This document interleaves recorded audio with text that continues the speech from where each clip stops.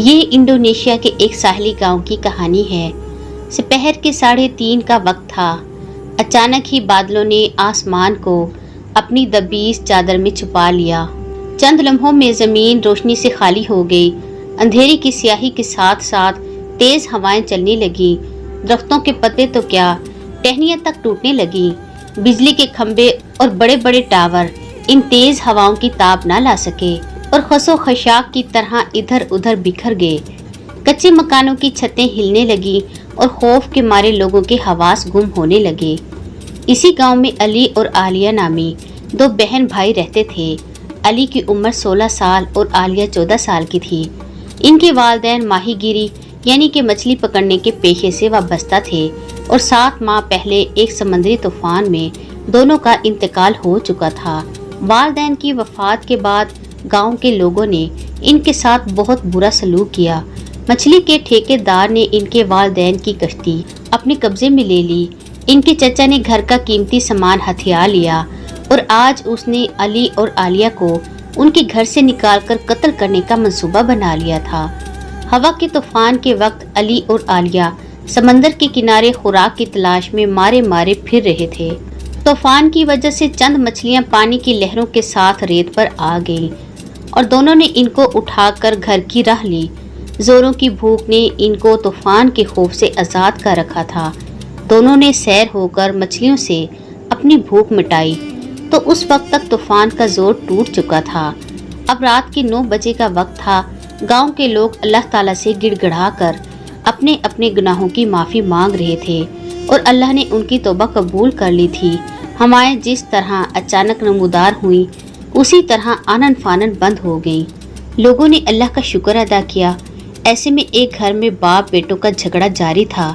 بیٹوں کا اصرار تھا کہ علی اور عالیہ کے گھر پر قبضہ کرنے کا خیال چھوڑ کر ان کی مدد کرنی چاہیے، لیکن ان کا باپ اور ماں اپنے خیال کو ترک نہ کرنے پر بس ضد تھے۔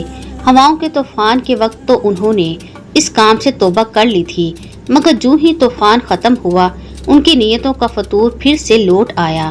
انہوں نے اپنے تینوں بیٹوں کو ایک کمرے میں بند کر دیا تاکہ وہ ان کے منصوبے میں حائل نہ ہو سکیں۔ چچا اور چچی کا پروگرام تھا کہ رات 12 بجے کے قریب علی اور عالیہ کو رسیوں سے باندھ کر سمندر میں پھینک دیں گے۔ لوگوں کو بتایا جائے گا کہ دونوں بہن بھائی شہر بھاگ گئے ہیں۔ مچھلی کھانے کے بعد علی اور عالیہ پر گہری نیند طاری ہو گئی۔ انہیں وقت گزرنے کا کوئی احساس نہ تھا۔ رات کے 12 بجے 2 سائے چپکے سے ان کے گھر میں داخل ہوئے۔ انہوں نے رومال سنگھا کر دونوں کو بے ہوش کیا اور ایک ریڑھی میں لٹا کر سمندر کی راہ لی۔ دونوں بہن بھائی آنے والے خطرے سے بے نیاز بے ہوشی میں پڑے تھے۔ سمندر قریب آ گیا تھا۔ دونوں سائے جو ان کے چچا اور چچی تھے، انہوں نے علی اور عالیہ کو اپنی ریڑھی سے نیچے اتارا اور کاندھوں پر اٹھا کر سمندر میں داخل ہو گئے۔ اب سمندر کا پانی ان کے گھٹنوں کو چھو رہا تھا۔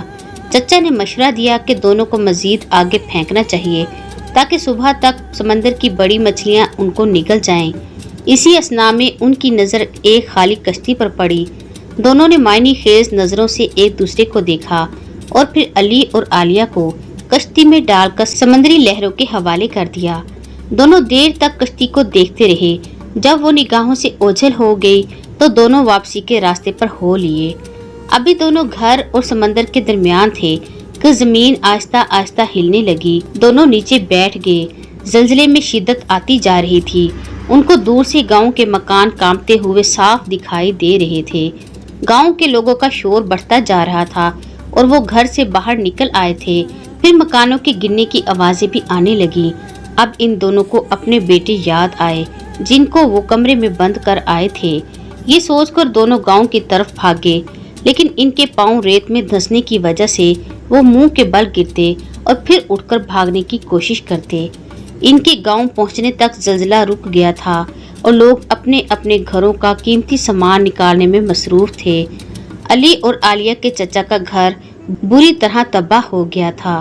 گھر کی بنیادیں تک باہر آ گئی تھیں اور مال و اسباب مٹی میں مل کر مٹی بن چکا تھا۔ ساتھ ہی موجود علی اور عالیہ کے گھر کو ذرا نقصان نہیں پہنچا تھا۔ چچا اور چچی نے گھر پہنچتے ہی پاگلوں کی طرح اپنے بچوں کو پکارنا شروع کر دیا۔ मगर कोई आवाज ना आई। सुबह होने तक उनकी चीखों पुकार जारी रही। सूरज निकला तो नौजवान बच्चों की खून में लथपथ लाशें दोनों के यतीमों पर किए गए जुल्मों सितम की सारी दास्तान सुना रही थीं। लाशें देखकर दोनों अपना दिमागी तवाज़ुन खो बैठे और हुज़ियान बकते हुए समंदर में कूदकर मछली की ग़िज़ा बने। इसी रात गांव का ठेकेदार अली और आलिया की कब्जे में ली हुई कश्ती से मछलियां निकाल रहा था। 3 समंदरी कज़ाकों ने मौका देखकर उस पर हमला कर दिया और सारी मछलियां निकालने के बाद ठेकेदार के पास मौजूद रकम भी लूट ली। कज़ाकों ने इसी पर बस नहीं किया बल्कि ठेकेदार को कत्ल करके उसकी लाश को साथ ही ले गए और कश्ती को समंदर में छोड़ गए। यही कश्ती अली और बदर के चचा के हाथ लगी, जिसमें दोनों भाइयों को बांधकर डाल दिया गया था। इधर अली और आलिया बेहोशी के बाद बेदार हुए तो अपने आप को कश्ती में बंधा देखकर हैरान रह गए। अली आहिस्ता आहिस्ता खिसक कर आलिया के करीब हुआ और उसकी रस्सी को दांतों से काटना शुरू कर दिया। काफी तगो-दो के बाद रस्सी कट गई। रस्सी के कटते ही आलिया ने अली को बंदिशों से आज़ाद किया। सुबह शादी के वक्त समंदरी हवाओं ने अपना रुख बदल लिया था और उनकी बेहोशी टूटने तक हवाएं इन्हें फिर गांव के करीब ले आई थीं।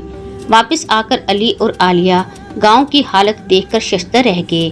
उनके दोनों बड़े दुश्मन तबाह बर्बाद होकर अपने अंजाम को पहुंच चुके थे और गांव के बाकी लोगों ने भी इबरत हासिल कर ली थी।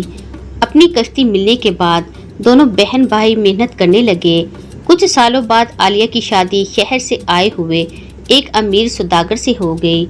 अली ने भी उसके साथ शहर जाकर तिजारत शुरू कर दी और दोनों हंसी खुशी जिंदगी बसर करने लगे। मेरे अजीज दोस्तों, अल्लाह ताला किस तरह मजलूमों की मदद करता है और जालिमों की तमाम चालों को खाक में मिलाकर उनको इबरतनाक अजाब से दुचार करता है। जिस तरह गांव के लोगों को अजाब का सामना करना पड़ा, इसी तरह जुल्म का हाथ ना रुकने वालों पर भी अल्लाह का कहर नाजिल होता है। आपको ये कहानी कैसी लगी, अपनी राय कमेंट में मुझे ज़रूर दीजिएगा। मिलते हैं अगली नई वीडियो में नई कहानी के साथ। तब तक फी अमानिल्लाह।